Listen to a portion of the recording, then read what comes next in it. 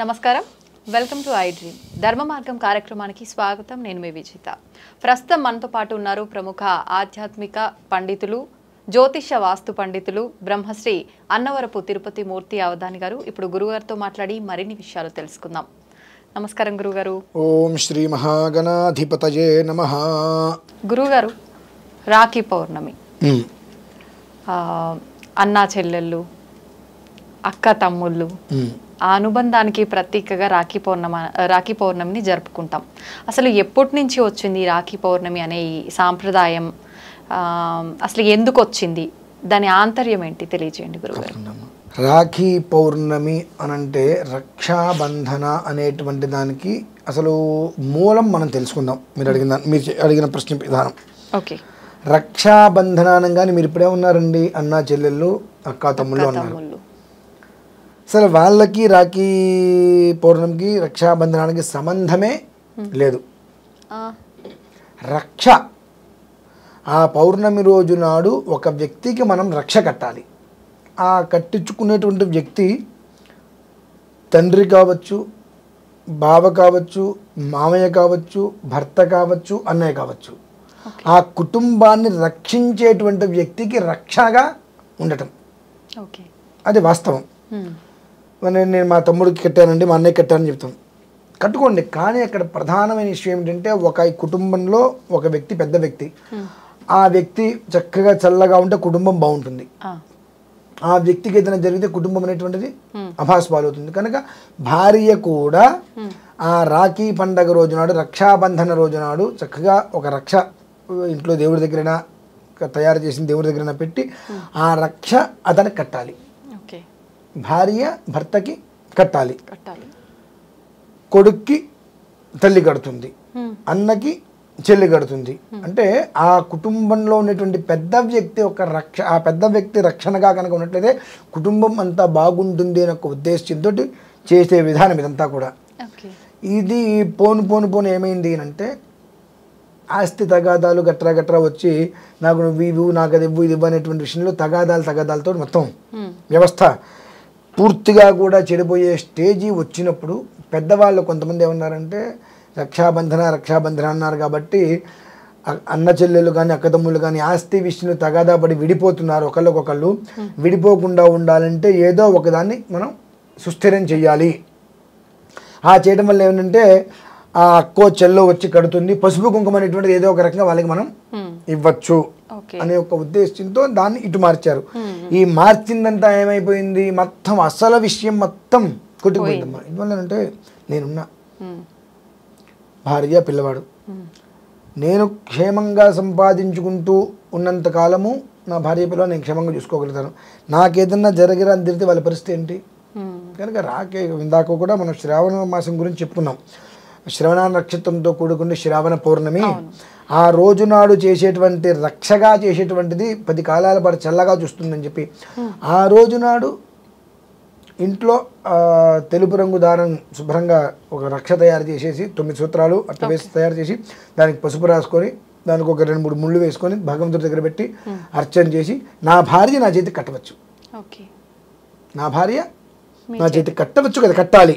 ఎందువల్ల నేను క్షేమంగా ఉంటేనే నా పిల్లవాడు నా భార్య బాగుంటారు. అలా నా ఇష్టం వచ్చేట్టు నేను ఉంటానంటే వాళ్ళు ఎలా బాగుంటారమ్మా? అందుకే ఆ ఇంటి పెద్ద ఎవరైతే ఉంటారో అతని క్షేమాన్ని కోరి రక్షగా కట్టేటువంటిదే రక్షాబంధనం. రక్షాబంధన్ అనేటువంటి అర్ధాక్షరంలోకి దాన్ని వెళ్ళిపోయింది.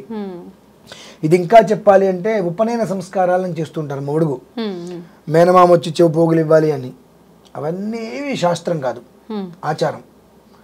ఒకళ్ళకొకళ్ళు కొట్టుకొని విడిపోకుండా మేనల్లుడికి ఉపనయనం చేస్తే మేనమామలు చెవి పోగులు ఇవ్వాలంటే ఆ రకంగా అయినా సరే విడిపోయిన బంధాలు కూడా కలుస్తాయి అనే ఒక ఉద్దేశంతో ఒకదానికి ఒకటి పెట్టారు. పెట్టింది ఏమైంది, పెట్టింది శాస్త్రం అయిపోయింది. అసలు ఉన్నటువంటి శాస్త్రం మొత్తం ఎక్కడికి వెళ్ళిపోయింది. ఈ కొసరగా పెట్టినటువంటి శాస్త్ర ప్రమాణంగా అయిపోయింది. ఇప్పుడు ఇది కాదు అంటే ఎవరికి వాళ్ళ కోపాలు వస్తాయి. ఇప్పుడు నేను దీని మీద చాలా మంది చాలా రకాలుగా మాట్లాడతారు. ఈయన కొత్తగా చెప్పాడని చెప్పి, నేను బుద్ధి లేని వెధవల్లారా, కొత్తగా చెప్పడం ఏంటారు? రక్ష అంటే ఎవరికి ఇస్తున్నారు రక్ష? ఆ కుటుంబ పెద్ద వ్యక్తి, అతను క్షేమంగా ఉంటేనే కదా కుటుంబం బాగుండేది. ఈ కొంచెం ఆలోచన మీకు లేదా? మనుషులమే కదా, భగవంతుడి వల్ల 4 కాళ్ళ పశువులం కాదు కదా. వాటికే విజ్ఞత ఉంది, వాటికే ప్రేమ ఉంది, అభిమానం ఉంది. నేను చూసా ఒక కుక్కకి కళ్ళు లేవు పాపం. తన యజమాని అక్కడెక్కడో ఉంటే జాగ్రత్తగా వచ్చి తన వాసన చూసి తను పట్టుకొని ఎగిరెగిరి గంతేసి అతన్ని తాడుకుంది అనిపించింది. ఆ కుక్కకున్న విశ్వాసం మనుషులకి లేదు వాళ్ళ అని చెప్పి. అటువంటి పనికిమాలిన లోకంలో మనం ఉంటున్నాం. వాళ్ళకి తెలిసి చావదు, చెబితే అర్థం చేసుకునే జ్ఞానం ఉండదు. ఎందువల్లంటే మనం చూసింది ఏంటి, రక్షాబంధన అంటే అక్కో చెల్లో వచ్చి తమ్ముడు కట్టడం, ఆ స్వీటో ఆ డబ్బు ఏదో తీసుకుని వెళ్ళటం, ఈ రెండు మాత్రమే తెలుసు. 20-30 సంవత్సరాలుగా మనం చూసింది మొత్తం అదే. కానీ రక్షాబంధనం అంది కానీ భ్రాతృ రక్షాబంధనం, అగ్రజ రక్షాబంధనం అనేది లేదు కదా. అంటే అన్నయ్యకే కట్టాలి, తమ్ముడికే కట్టాలని ఎక్కడా లేదు కదా. వివాహం చేసుకుంటున్నాం, రక్షాబంధనం కలిసి అంటే రక్షాబంధనం కడుతున్నాం. అక్కడ అంటే రక్షాబంధనం ఎక్కడైనా ఒకటి, అక్కడ చెప్పేది అదే. విశ్వేత్తాతే ఒక రకంగా ఉంటుంది, బృహత్సామక్షత్రుడు ఒక, ఆ 2 మంత్రాలతోటి విడివిడిగా కట్టిస్తున్నాం. ఎవరికి కట్టిస్తున్నాము? అక్కడ మరి ఆడవాళ్ళకి కడుతున్నారు, ఇక్కడ మగవాళ్ళకి కడుతున్నారు వివాహం చేసేటప్పుడు, ఉపనయనం చేసేటప్పుడు. కానీ ఇక్కడ ఆ ఇంటి కుటుంబానికి పెద్ద అదేంటండి, మా ఆయన ఉద్యోగం చేయడండి, ఇంట్లో కూర్చుంటాను, నేను ఒకదాన్ని ఉద్యోగం చేస్తే నేనే గొప్ప కదా అంటే, ఆయన బ్రతికాడు కాబట్టి బొట్టు పెట్టుకుంటున్నాం. ఏమీ చేయక్కర్లా, పోనీ ఆయన అయితే ఉండబట్టేగా బొట్టు పెట్టుకుంటాం మనం, కాబట్టి ఆయన ఇంటికి పెద్దగా మరి, కాబట్టి రక్ష కట్టించుకో, కట్టు, నమస్కారం పెట్టుకుని నీ పనులు చేసుకో అంతే. ఖచ్చితంగా భర్తకి భార్య కట్టేటువంటిది రక్ష, తమ్ముడికో అన్నయ్యకో కట్టేటువంటిది అక్క చెల్లెలు రక్ష, తండ్రికి కొడుకు కట్టేటువంటిది రక్ష. అంటే ఆడవాళ్ళే కట్టాలి లేదమ్మా, తండ్రికి కొడుకు కట్టచ్చు, కొడుకు శ్రేయస్సును కోరి తండ్రి కొడుక్కి, అంటే పరస్పరం. ఇప్పుడు నేను ఎంత సంపాదించినా నా కొడుకు క్షేమం కోసమే, వాడు క్షేమంగా లేకపోతే నా సంపాదన ఎవరికి? కాబట్టి వాడి క్షేమాన్ని నేను కోరి వాడికి నేను కట్టాలి, నా క్షేమాన్ని వాడు కోరి నాకు వాడు కట్టాలి. అలా పరస్పరము కూడా ఒకరి క్షేమాన్ని ఒకరు కోరుకుంటూ, ప్రధానంగా కుటుంబ పెద్దగా అతనికి కట్టి తీరవలసిందే.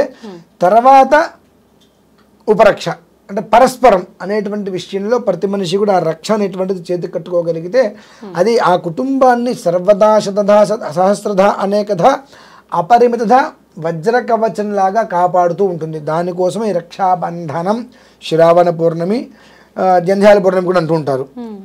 ఆ ఉన్నటువంటి చక్కటి విధానాన్ని తీసి పక్కన పెట్టి కేవలం అన్న చెల్లెలకి మాత్రమే పరిమితం చేశారు. ఆ పరిమితం చేయబట్టి మనందరికీ రక్షాబంధనంగా అదే అనిపిస్తుంది. అది చాలా పొరపాటు. అందులో అది మాత్రమే అనుకునే వాళ్ళందరూ కూడా చాలా పొరపాటు చేస్తున్నట్టే. కాబట్టి అదొక్కటే కాదు, విషయాన్ని గ్రహించుకొని నన్ను తిడతారు సిగ్గులేని వధవులు, అటువంటి వాళ్ళ గురించి మనం పట్టించుకోకూడదు. ఎందుకంటే సిగ్గులేని వాడు, అర్థం చేసుకోలేని వాడు, చేతకాని వాడు, బుర్రలేని వాడే ఇష్టం వచ్చినట్టు మాట్లాడతాడు. కొంచెమైన ఇంకిత జ్ఞానం ఉండి లాజిక్ ఏంటి, నిజమే కదా రక్షాబంధనం అని ఉంది, వీళ్ళకే కట్టమని లేదు కదా. రక్షాబంధనం ఎవరికి కడుతున్నాం? మనం మనల్ని రక్షించేటువంటి వ్యక్తికి. మనం ఎవరి చేత రక్షింపబడుతున్నాము ఆ వ్యక్తి క్షేమంగా ఉండాలి కాబట్టి ఆ వ్యక్తికి మనం కడుతున్నాం అనేటువంటి ఆలోచన వస్తే అర్థమవుతుందమ్మా, అది పరిస్థితి. నిజంగా మీరు చెప్పింది చూస్తుంటే అంత ఉల్టా పల్టాగా అన్న చెల్లెళ్ళు, అక్క తమ్ముళ్ళు మాత్రమే పరిమితం అయిపోయింది. అది చెప్తున్నానమ్మా, ఉన్నది మొత్తం తీసేసి, అంటే వచ్చిన దిక్కుమాలని దినాలు చాలా వచ్చినాయి కదండి. మదర్స్ డే, ఫాదర్స్ డే, తెలుగులో చెప్పాలంటే తల్లుల దినం, తండ్రుల దినం అనిస్తుంది. డే అంటే రోజే కదండి, దినం. తల్లుల దినం అంటే ఎత్తాలంట, మదర్స్ డే తప్పు లేదా, తల్లుల దినం తండ్రుల దినం అంటే తప్ప. అంటే ఆ ఒక్క మార్పులు చేర్పుల వలన తెలుగునే నాశనం చేసేసారు. తెలుగునే నాశనం చేసిన వాళ్ళు విధానాన్ని నాశనం చేయడం పెద్ద కష్టమేముంది, చేశారమ్మా. ఇప్పటికైనా నా ఉద్దేశం ఏంటంటే వాస్తవాన్ని గ్రహించుకొని అర్థం చేసుకొని నడుచుకోగలిగితే బాగుంటుంది అనేటువంటిది నా ఒక్క విధానం. అది విషయం. చక్కగా అభిప్రాయం కూడా మార్పు రావాలంటారు. రావాలి, తెలుసుకోవాలి, తెలుసుకోకపోతే ఇంకెందుకు దండగా. అంతే. ధన్యవాదాలు గురుగారు.